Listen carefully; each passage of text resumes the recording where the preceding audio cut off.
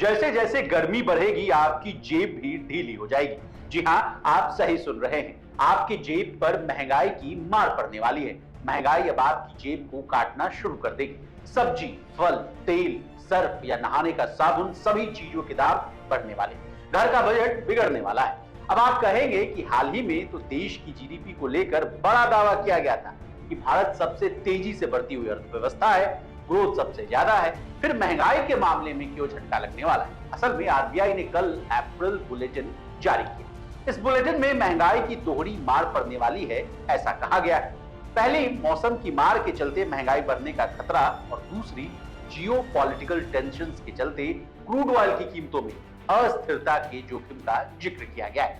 अब कैसे मौसम का मार या मौसम का असर इस बार अर्थव्यवस्था पर देखने को मिलेगा और क्या है पूरी खबर, विस्तार से जानने और समझने की पूरी कोशिश करेंगे।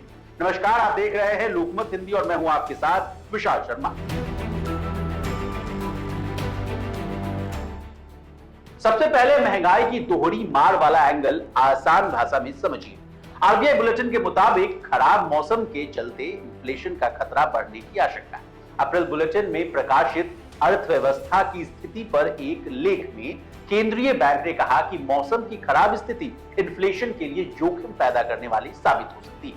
इसके साथ ही वैश्विक स्तर पर लंबे समय तक जियोपॉलिटिकल टेंशंस भी कच्चे तेल की कीमतों को अस्थिर रख सकता है। ऐसे में महंगाई बढ़ने का खतरा बना हुआ है। इसके अलावा आग में घी डालने का काम ईरान इजराइल वॉर ने कर दिया है।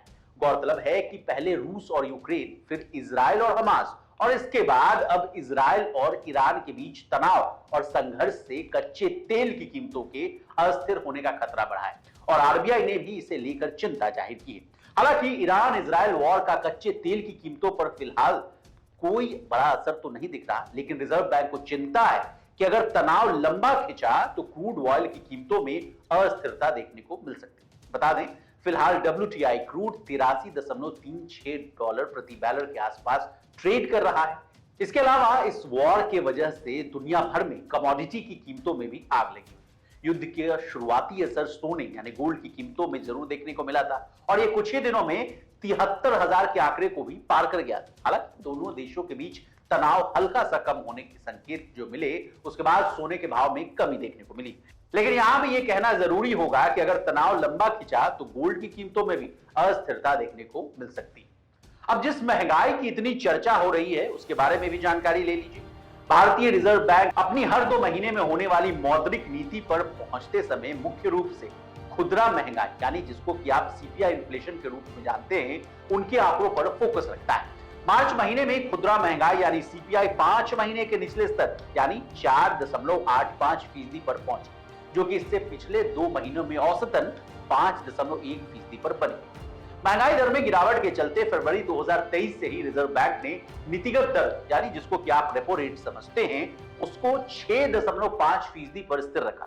अपने अप्रैल बुलेटिन में आरबीआई ने आगे कहा कि साल 2024 की पहली तिमाही वैश्विक विकास की गति बरकरार है और ग्लोबल बिजनेस के दृष्टिकोण से सकारात्मक यानी पॉजिटिव।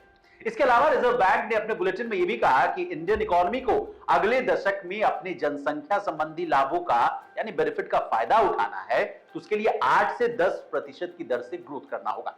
तब जाकर भारत को जनसंख्या संबंधी का जो लाभ है वो साल 2055 तक मिल सकता है।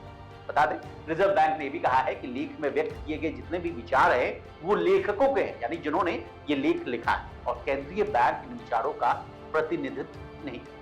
इसी तरह देश और दुनिया और बिजनेस जगत से जुड़ी तमाम ताजा तरीन खबरों के लिए बने रहिए हमारे साथ और देखते रहिए लोकमत हिंदी।